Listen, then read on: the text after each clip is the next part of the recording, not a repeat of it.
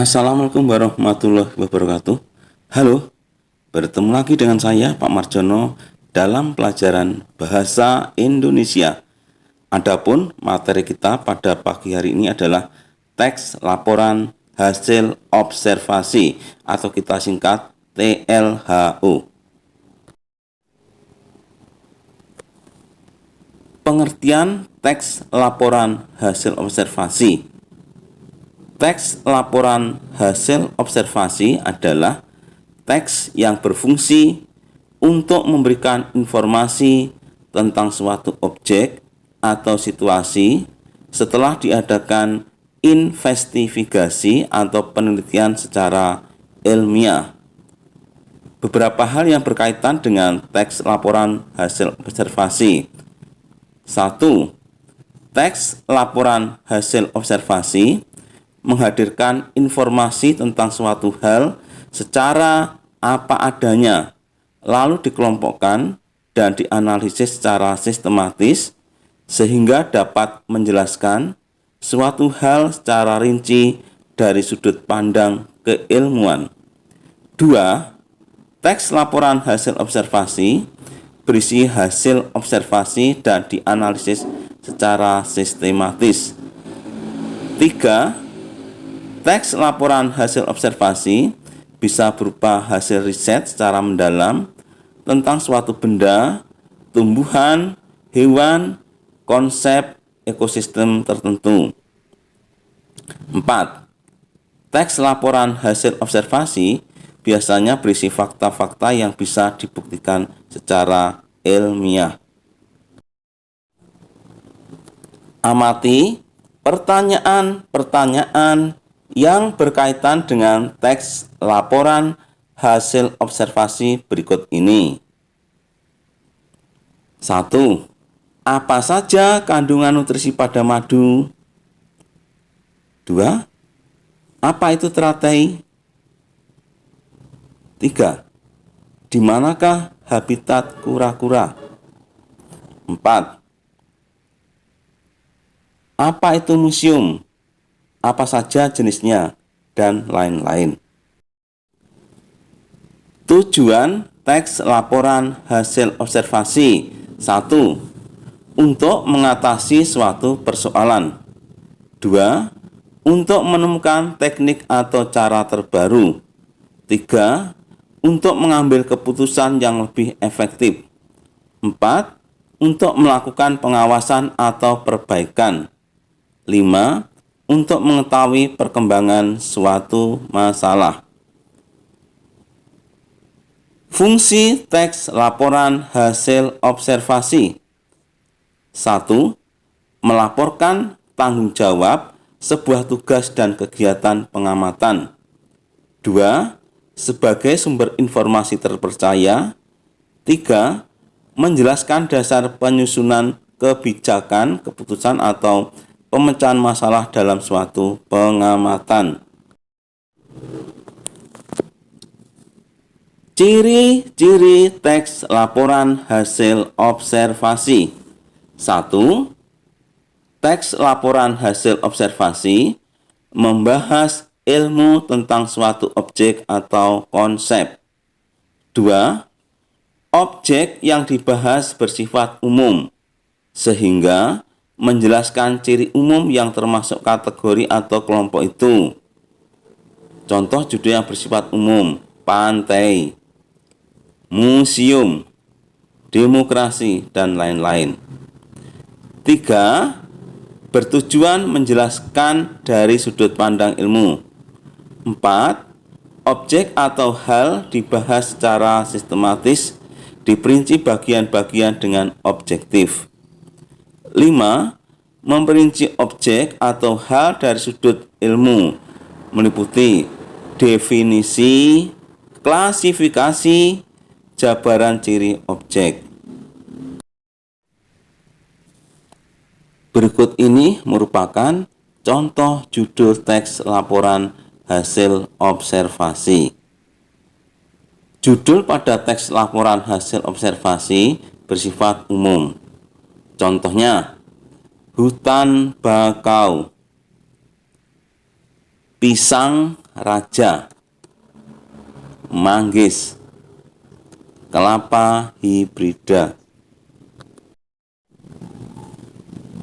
Contoh judul yang lain untuk teks laporan hasil observasi: kucing, pantai, museum angkut,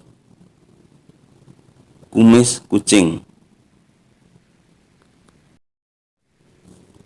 Struktur teks laporan hasil observasi. A. Pernyataan umum. Pernyataan umum berisi informasi umum seperti nama, kelas, waktu observasi, tempat observasi, dan tambahan keterangan lain tentang hal yang dilaporkan. B. Deskripsi bagian. Berisi perincian dan inti dari hasil observasi yang dilakukan. Dapat berupa klasifikasi yang bersifat teknis dan deskripsi yang lebih spesifik dari objek. Misalnya, kualitas, bagian, fungsi, kebiasaan, dan kegunaan.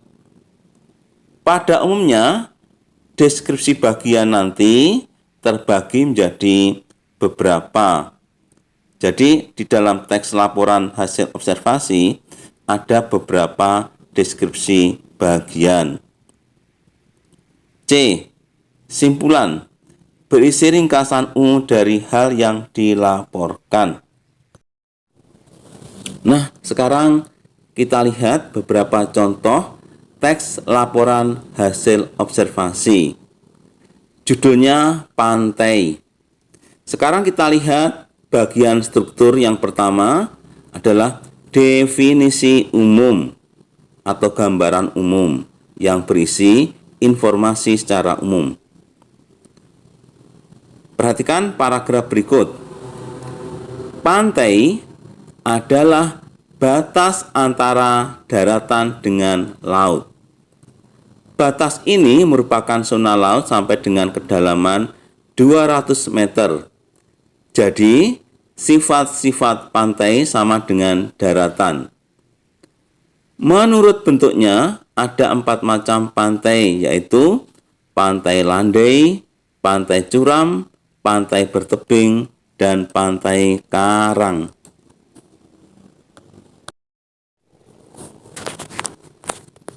Kemudian bagian struktur yang kedua adalah deskripsi bagian. Pada deskripsi bagian yang pertama ini membahas jenis-jenis pantai. Sekarang perhatikan paragraf berikut ini. Pantai landai memiliki ciri yang permukaannya relatif datar. Termasuk pantai jenis ini adalah pantai mangrove, pantai bukit pasir, pantai delta, dan pantai estuari. Pantai curam biasanya bergunung-gunung.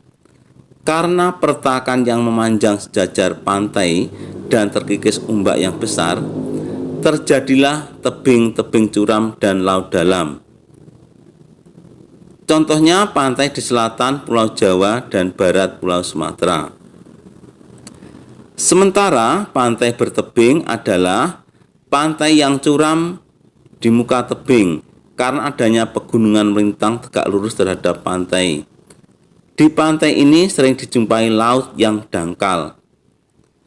Terjadinya flyse karena penimbunan hasil perusakan tebing pantai itu sendiri yang disebabkan oleh abrasi atau erosi. Kemudian bagian struktur, masih deskripsi bagian. Ini deskripsi bagian yang kedua, berisi manfaat pantai. Nah, sekarang perhatikan paragraf berikut ini. Pantai merupakan tempat wisata yang populer dan pantas untuk dinikmati bersama keluarga. Pantai juga memiliki ekosistem pantai yang terdapat komponen biotik dan komponen abiotik. Komponen biotik pantai terdiri atas tumbuhan dan hewan yang hidup di daerah pantai. Sementara komponen abiotik pantai terdiri atas gelombang, arus, angin, pasir, batuan, dan sebagainya. Tidak hanya itu saja, masih banyak yang terdapat di pantai dan dapat kita manfaatkan untuk kehidupan. Misalnya, pasir yang dicampur dengan air laut diolah menjadi garam. Bagian struktur teks laporan hasil observasi berikutnya adalah simpulan. Ini merupakan bagian yang terakhir. Contoh, pantai terdiri atas beberapa jenis. Komponen biotik dan abiotik pantai mengandung banyak manfaat bagi kesehatan dan nutrisi. Langkah-langkah menyusun teks laporan hasil observasi. 1. Membuat judul laporan sesuai dengan pengamatan yang telah dilakukan. 2. Membuat kerangka teks yang condong ke pembuatan gagasan utama sesuai dengan hasil pengamatan. 3. Menyusun teks berdasarkan gagasan utama yang telah dibuat. Diawali dengan paragraf pernyataan umum, lalu ke bagian isi. 4. Menjabarkan klasifikasi tersebut berdasarkan hasil pengamatan. 5.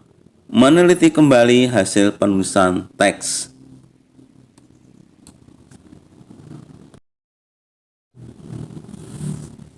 Demikian tadi pembahasan mengenai teks laporan hasil observasi. Sebelum saya akhiri, mohon untuk subscribe atau like terlebih dahulu. Terima kasih bagi yang sudah subscribe. Sekian, wassalamualaikum warahmatullahi wabarakatuh. Sampai bertemu lagi dengan materi yang lebih menarik.